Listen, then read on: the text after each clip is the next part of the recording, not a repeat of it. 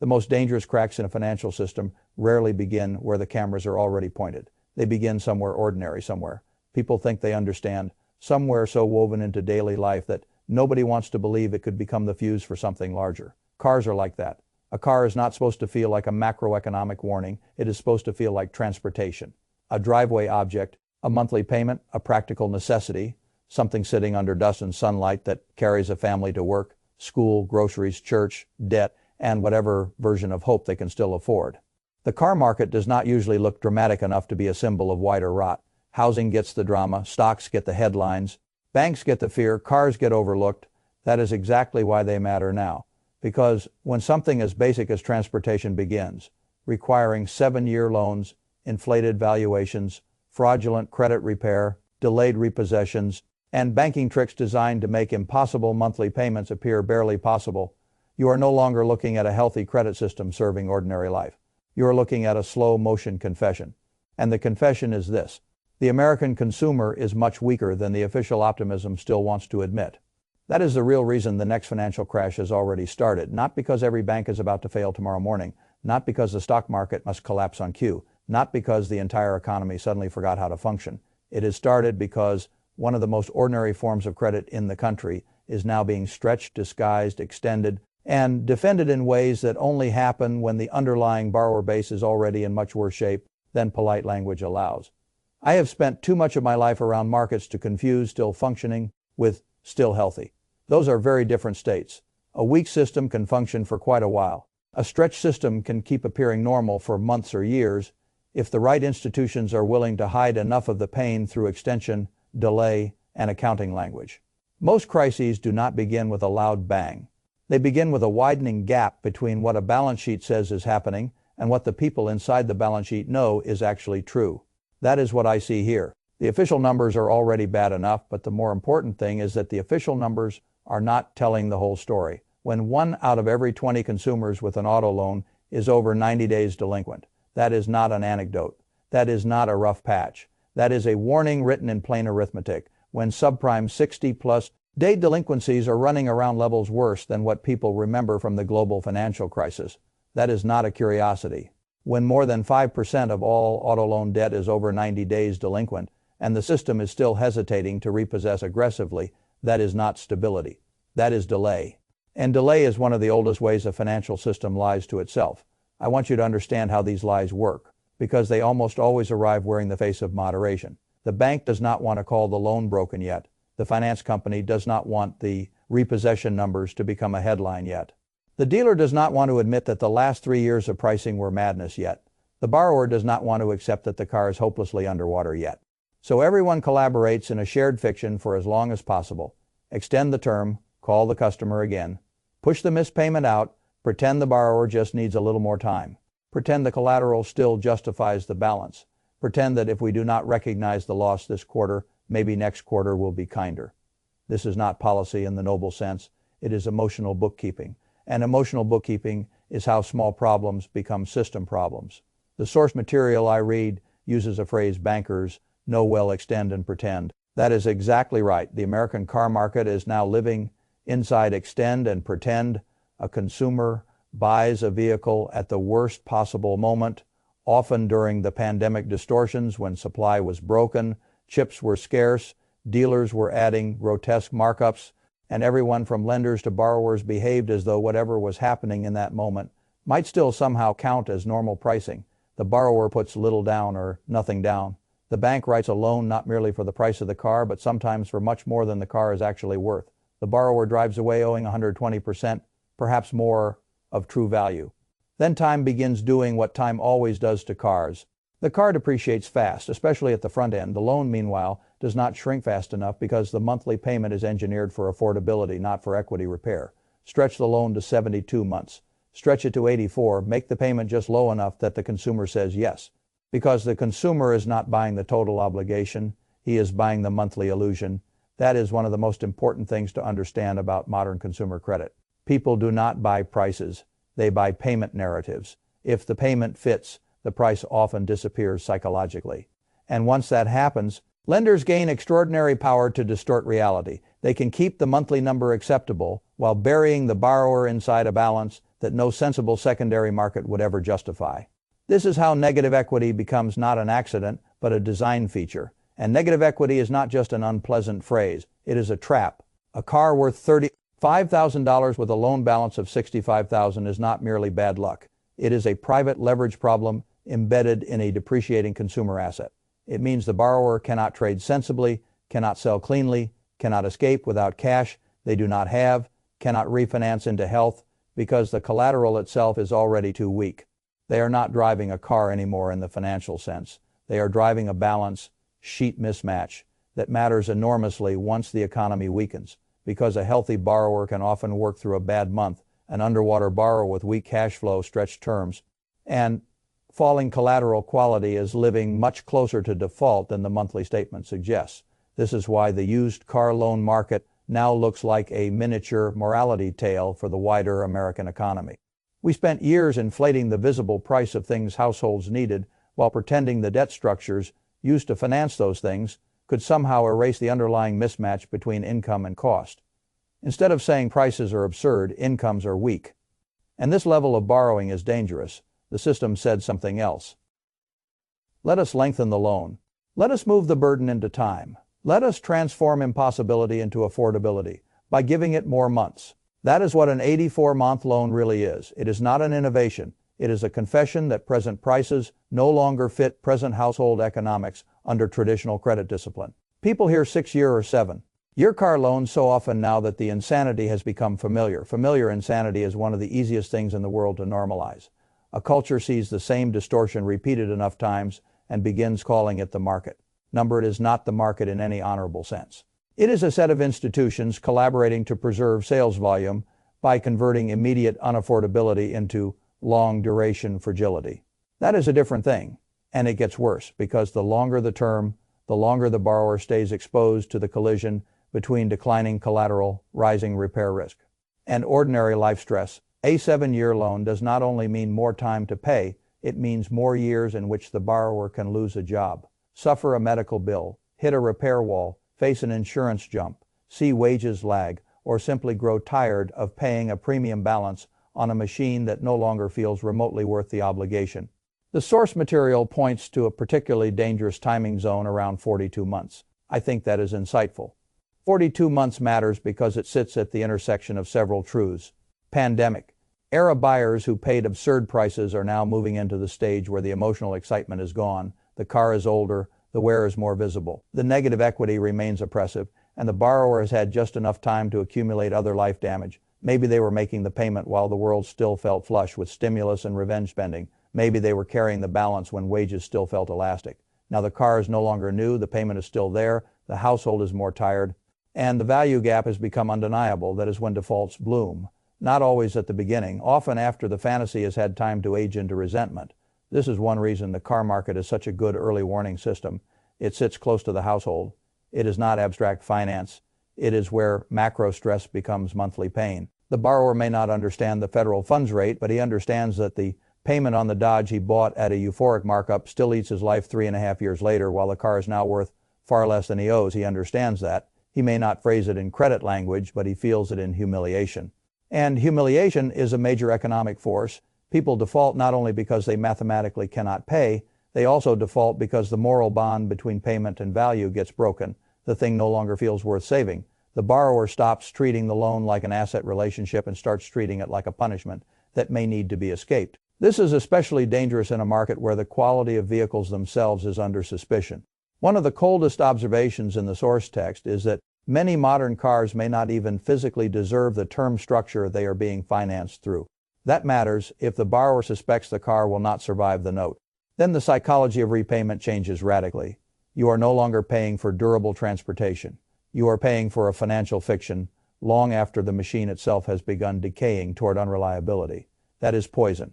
And poison always leaks out of the original asset class eventually, because here is what people keep missing. Auto loans are not just about cars. They are about household balance sheets, bank loss provisions, dealer economics, secondary markets, repo logistics, consumer credit standards, and the general confidence of institutions that extend credit into the lower and middle layers of society.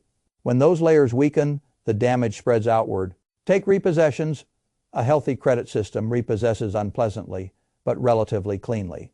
The borrower misses payments, the lender acts, the collateral is recovered, the loss is recognized, the process is ugly but contained. What we have instead is backlog, lack of repo drivers, reluctance to seize, reluctance to surface, the full scale of distress, delays that keep the numbers from looking as bad as the lived reality already is. That matters because once repossessions are delayed, the apparent loan performance becomes even less trustworthy. A system that cannot or will not collect collateral on time is not merely compassionate. It is distorted. And distortion in collateralized credit always raises a more important question. What else is being carried on books at values that depend on delay rather than resolution? That is how one weak credit pocket starts forcing wider questions about institutional honesty. Then there is fraud. Whenever a consumer system becomes desperate enough, fraud rises not because human beings suddenly become more evil than they were before, but because stress and technology together create new opportunities to exploit a system already straining to maintain volume. Credit washing is a perfect example. The borrower with terrible credit uses AI-assisted dispute spam to temporarily clean the file, inflate the score, obtain financing that would otherwise be denied. And then the true quality of the credit emerges only after the loan is already written and the car is already gone. This is not just a criminal story. It is a system story. Fraud thrives where incentives are misaligned. Dealers want deals. Lenders want yield. Platforms want throughput. Borrowers want transportation or access or one last roll of the dice. If the entire chain is incentivized to close volume before truth catches up, then fraud becomes not a weird side issue but a symptom of structural hunger inside the machine. That is what this is, a hungry machine. And hungry machines make bad loans. The source text also points to something that should trouble anyone who still believes large financial institutions do not understand the problem. They do understand it. They see their own portfolios. They can see which borrowers are missing, how many extension calls are being made, where loss provisions need to rise, what collateral is coming back damaged, what auction values look like, and what consumer quality is doing in real time. When firms like CarMax raise loan loss provisions, they are not doing performance art. They are making a confession in accounting language. We expect to lose more money. That is what it means. And if large lenders and auto finance players expect to lose more money while still extending long duration loans at inflated loan to value ratios, then the truth is not that the market is healthy but volatile. The truth is that the market is being managed through the slow recognition of losses that nobody wants to realize all at once. That is exactly how fragile systems behave before the official narrative catches up. Now, I want to step back because the car itself is not the whole story. The deeper story is what auto finance reveals about the broader American consumer. The borrower who cannot handle a 5 or 6 year car note at sane collateral levels, and therefore must be placed into an 84. Month structure is not just a car buyer. He is a symbol of the condition of disposable income. The borrower who agrees to pay 120% of collateral value is not simply uninformed. He is often participating in a market where access to reliable transportation is essential and bargaining power is weak. The bank that writes such a loan is not just opportunistic. It is responding to an economy in which the only way to keep volume alive is to distort time and collateral harder than before. These are not isolated facts. They are linked. A weak household sector forces ugly credit innovation. Ugly credit innovation props up prices. Propped up prices deepen future weakness. Future weakness creates more delinquencies. More delinquencies force more delay and more pretending. That is the loop. And loops like that do not break cleanly. They break through stress. Stress on lenders, stress on dealers, stress on used car supply, stress on household mobility, stress on other forms of consumer credit when the same borrower falls behind elsewhere. This is why I do not think the small used car dealer angle. In the source as a side note, it is actually very revealing when mainstream credit tightens. Some demand shifts downward toward cash vehicles and lower-end inventory. That sounds like relief for the lower market, but the same process also restricts quality inventory because distressed borrowers hang on to old trade. Ins longer cannot roll into new loans and stop feeding the secondary chain the way they used to. So even the downstream segments of the market inherit a twisted version of the same crisis. More desperate buyers, less reliable supply, worse quality, more stress. That is not rebalancing. That is degradation spreading downward through the market. And anytime a system degrades downward, you should pay attention. Healthy economies absorb stress by clearing losses and resetting at tolerable levels. Unhealthy economies absorb stress by spreading fragility into lower and lower tiers of daily life until entire populations are asked to bear risks that used to be contained above them. That is what extend and pretend always does in the end. It postpones pain at the center by exporting fragility to the edges. The trouble is that the edges contain people, families, workers, borrowers, commuters, small dealers, repair shops, insurers, everyone whose economic life depends on transportation not becoming a predatory financing event. That is why I say the next financial crash has already started. Not because the final chart pattern is complete, because the social substrate of the credit system is already cracking. You do not need the stock market to confirm what household balance sheets and collateral structures are already saying. The pain is there, the lenders know it, the provisioning knows it, the delinquencies know it, the fraud knows it, the extensions know it, the repossession backlog knows it. The only part still performing ignorance is the public narrative. Now, one honest objection would be this: cars are not houses. Auto credit is not mortgage credit. The size of the market is different. The leverage web is different. Fine, I agree. This is not a perfect replay of 2008. History almost never repeats with that kind of laziness. But the point is not that auto debt alone recreates the housing crash in exact proportion. The point is that auto debt reveals a broader consumer credit truth. If people cannot sustain payments on one of the most basic finance necessities in the country, while banks must lengthen over advance and disguise to keep the machine turning, then the issue is bigger than the car lot. It means the consumer sector is weaker than surface spending numbers suggest. It means financing is doing more of the work that income used to do. It means collateral values are being manipulated against reality. It means lenders are making future losses to preserve present volume. It means the next recession or labor shock will hit a borrower base already limping. That is how you get a broader contraction. Not from one dramatic headline, from multiple weak structures all entering the next downturn already compromised. And this is where the source document's wider implication matters. The car market does not exist alone. It sits inside the U.S. economy at a moment when housing affordability is already ugly. Insurance costs are already biting. Revolving credit is already heavy. Student debt has re-entered the emotional field for many borrowers. And wage growth has not magically restored dignity to everyone who lost it during the inflation surge.